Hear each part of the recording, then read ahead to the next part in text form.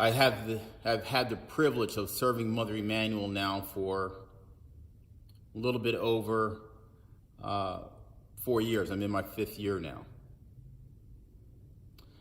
And we always try to ensure that people remember what took place here. On June 17th, 2015, when a white supremacist came in to this sacred space and murdered 9 beloved members. We're always encouraged to remember and to state and to call their names. Reverend Clemente Pinckney, Reverend Daniel Simmons, Sr., Reverend Sharonda Coleman Singleton, Reverend DePayne Middleton Doctor, Myra Thompson, Ethel Lance, Susie Jackson, Cynthia Graham Hurd, Tawanza Sanders, 9 beautiful human beings who were murdered at the hands of a white supremacist.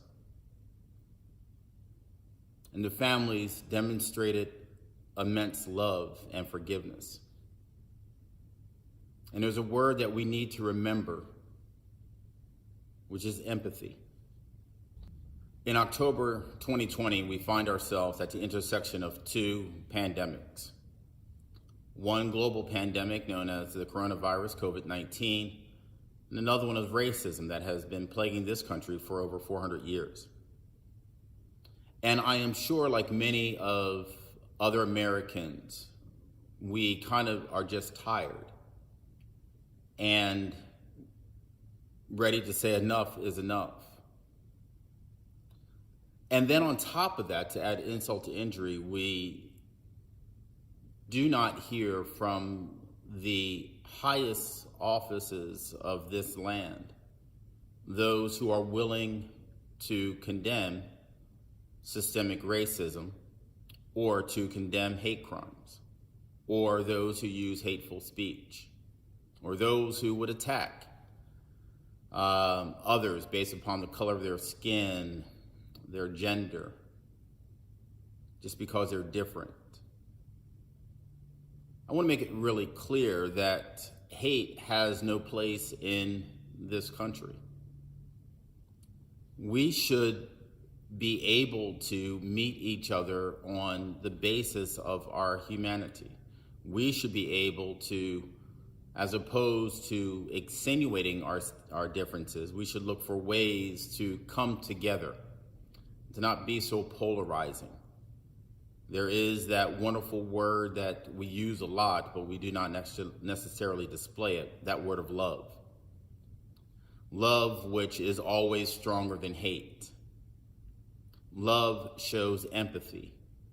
Love says, let me help you, even at times when I don't understand your struggle. Love says, let me get to know you for who you are. I want to get to know you for being another human being, not a Republican, not a Democrat, not an independent, but I want to get to know you for being another human being. Because I believe that when we come together on that level, then we are really ready to put our brothers or our sisters, our friends, our enemies' needs, sometimes even ahead of our very own. And when we could do that, then we could draw closer together. And I know that even in this political season, there are so many who continue to accentuate the differences. Some say you don't need to wear a mask. Some say they don't need to listen to scientists. But we understand that if we are to be our brother's keeper, our brothers or sisters' keeper, then we must do what we can do, what is in our control, to ensure that they are protected and to ensure that they are safe. As I've said before, hate has no place in this country. We must learn how to meet each other once again on the basis of our humanity.